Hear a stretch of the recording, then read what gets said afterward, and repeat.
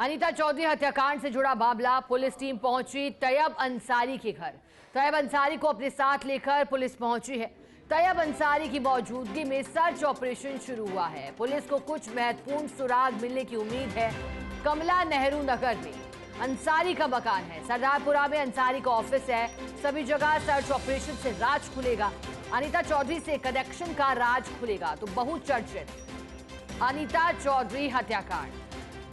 हमारे साथ जोधपुर से resident editor Rajeev Gaur live जुड़ गए हैं। राजीव जी, अनीता चौधरी हत्याकांड को लेकर सर्च ऑपरेशन किया जा रहा है। बताया जा रहा है कि तैयब अंसारी के घर पर भी ऑपरेशन चल रहा है। अब बताइएगा, अब तक के सर्च ऑपरेशन में क्या कुछ स्पष्ट हो पाया? कौन कौन से दस्तावेज पुलिस के हाथ लगे? राजीव जी।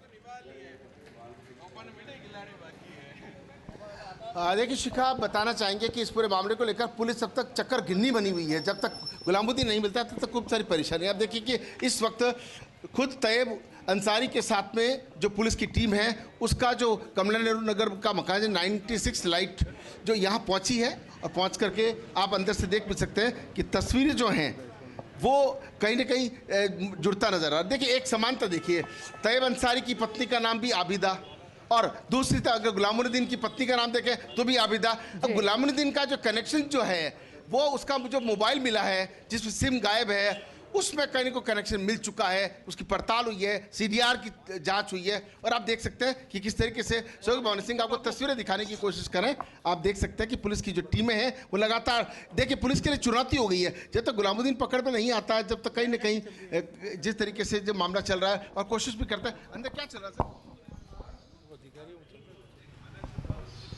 तो देखिए सर्च ऑपरेशन जो है वो चल रहा है, लगातार जो अंदर कोशिश की जा रही है। देखिए चिका, अगर सिलसिलेवार इस पूरे मामले की बात करें तो जब से ये मामला सामने आया है तब से जोधपुर की पुलिस जो है वो निशाने पर इसलिए भी है क्योंकि अभी तक मुख्य आरोपी गुलामुद्दीन नहीं पकड़ा जा रहा। लेकिन पुलिस भी क्या करे, मोबाइल का जो आखिरी जो MGH के बाद उसका फ़ोन स्विच हो जाना, उसके बाद में सिम गायब हो जाना, अब उसके बाद अभी उसका कोई फ़ोन कौन सा किसी को पता नहीं होना, जगह ठिकाने पर। 3 राज्यों में पुलिस पहुंच चुकी है। राजस्थान के अलग अलग जिले, गुजरात के अलग अलग जिले, महाराष्ट्र के अलग अलग जिले। वो आगे चल रहा है, पुलिस पीछे चल रही है। रेलवे स्टेशन है, बस स्टेशन है, होटल्स हैं, जो छोटे छोटे ढाबे हैं, वहाँ जहाँ जहाँ भी उसका फुटेज मिल रहा है वहाँ पुलिस सर्च कर रही है। लेकिन अब पुलिस को लगा कि 18 मिनट का जो ऑडियो था उसमें तैयब अंसारी का जो कनेक्शन अनीता चौधरी सुमन के साथ और गुलामुद्दीन का कनेक्शन अब तैयब के साथ जब एक पुख्ता प्रमाण मिल चुका है, तो उसका कनेक्शन खोजने के लिए कि आखिर क्या क्या और कनेक्शन हो सकता है। कोई सीडी है, कोई वीडियो है, कोई छुपा करके रखा हुआ है। लेकिन तैयब अंसारी का इस सबसे क्या लेने देना है, क्योंकि तैयब अंसारी को भी गिरफ्तार नहीं किया गया है, अभी तक सिर्फ डिटेन किया गया था। डिटेन की बात करें तो आबिदा की जो लड़की है बड़ी, उसको भी डिटेन किया, उसको भी से भी पूछताछ चल रही है। सुमन और सुनीता से भी पूछताछ चल रही है। लेकिन इस पूरे मामले को लेकर के अभी तक गुलामुद्दीन का पता नहीं लग रहा है। पुलिस कमिश्नर राजेंद्र सिंह लेकर DCP राष्ट्रीय वर्मा और ACP छवि शर्मा लगातार कोशिश कर रहे हैं। सहयोगी भवन सिंह आपको मोती महल दिखा रहे हैं। अब देखिए ये मोती महल है, तैयब अंसारी का जो अकूत संपत्ति जो है, अकूत संपत्ति का ये एक उदाहरण आप देखिए। सवाल वो तो ED बाद में पूछेगी, इनकम टैक्स बाद में पूछेगा कि क्या एक सामान्य होटल से इतनी अकूत संपत्ति आ सकती है।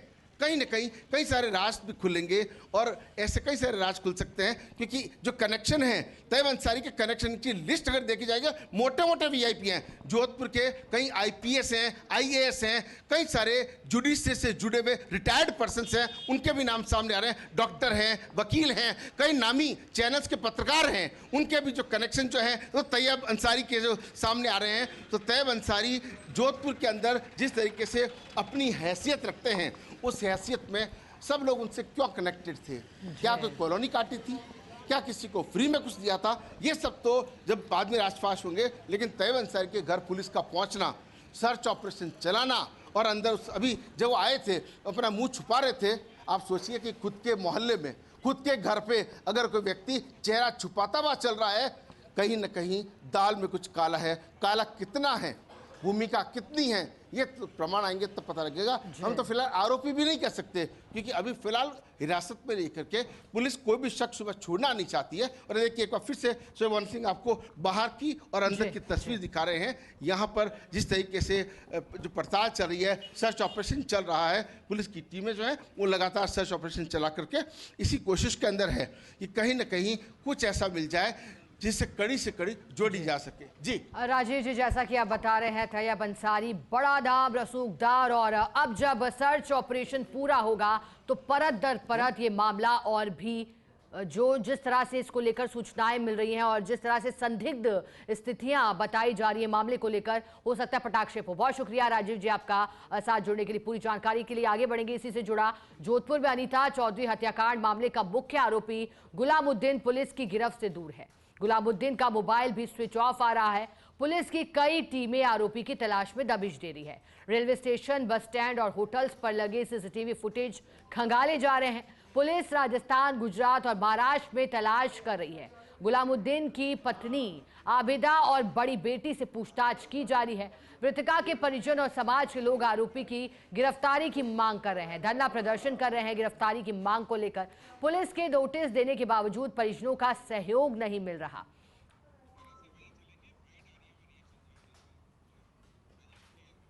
चलिए अब आपको जोधपुर के सरदारपुर लिए चलते हैं। तैयब अंसारी के ठिकाने पर सर्च ऑपरेशन। पर मेरा निजी तौर पे जो जानना है, 25-30 साल से मैं जानता हूँ, ऐसा इनका कोई व्यवहार नहीं है, इस तरह की कोई हरकत कर नहीं सकते किसी भी सूरत में। अब पुलिस किस ब्याह पे इनको कर रही है ये मैं कुछ नहीं कह सकता, लेकिन ये मैं अच्छी तरह जानता हूँ कि बिल्कुल साफ छवि के इंसान हैं और इस तरह की आपराधिक गतिविधियों में कभी लिप्त नहीं हो सकते। नहीं, ये मुझे पता नहीं है सर। अब जिक्र तो साहब कोई भी किसी प्री प्लान के अंदर कोई नाम ले सकती है फंसाने के लिए, पैसे वाली पार्टी है, उसको ब्लैकमेलिंग करके ब्लैकमेलिंग भी कर सकते हैं सर। अच्छा, आपको क्या लगता है कि ब्लैकमेलिंग करने के लिए किसी महिला से संपर्क करवा के उसको बाद में फंसाने की कोशिश की? हाँ, ये हो सकता है, इट में पॉसिबल। कैसे भाई, एक दिखती भारतीय एक डिग्निटी है, ये भी शहर की एक जानी मानी हस्ती है, तो उसको भी ब्लैकमेलिंग करके पैसा ऐंठने के लिए कोई भी तरह का किस तरह भी प्लान तैयार किया जा सकता है। इसमें कोई भाई हत्या में 1% से भी इनका इन्वॉल्वमेंट नहीं हो सकता सर, क्यों मैं निजी तौर से 25-30 साल से जानता हूँ। न्याय शरीफ आदमी है और ऐसा कभी किसी अपराधी गतिविधि में शामिल नहीं रहे हैं, सफल व्यापारी हैं और समाज सेवी भी हैं, समाज के अंदर भी अच्छी बहुत छवि है इनकी। तो इस तरह का ये जघन्य अपराध में कभी भी लिप्त नहीं हो सकते। ये मेरा निजी जानकारी मेरी, मेरे को जानकारी मिली है, मेरा ऑफिस यहीं पे पीछे है। नहीं, मैं एडवोकेट हूँ साहब, उनके निगम जेडीए काम देखता हूँ और 25-30 साल हमारे क्या बना रहे हैं इन लोगों, क्या बना रहे हो? पत्रकार हो गया। चलिए, जैसा कि जानकारी दे रहे हैं, हालांकि दावा कर रहे हैं, एडवोकेट हैं, ऐसा कह रहे हैं और बता रहे हैं तैयब अंसारी को लेकर स्पष्टीकरण कह रहे हैं कि निजी जानकारी कहती है कि हत्याकांड में लिप्त नहीं हो सकते बड़े व्यापारी। और तैयब अंसारी को अपने साथ लेकर उनके ठिकाने पहुंची है पुलिस की टीम।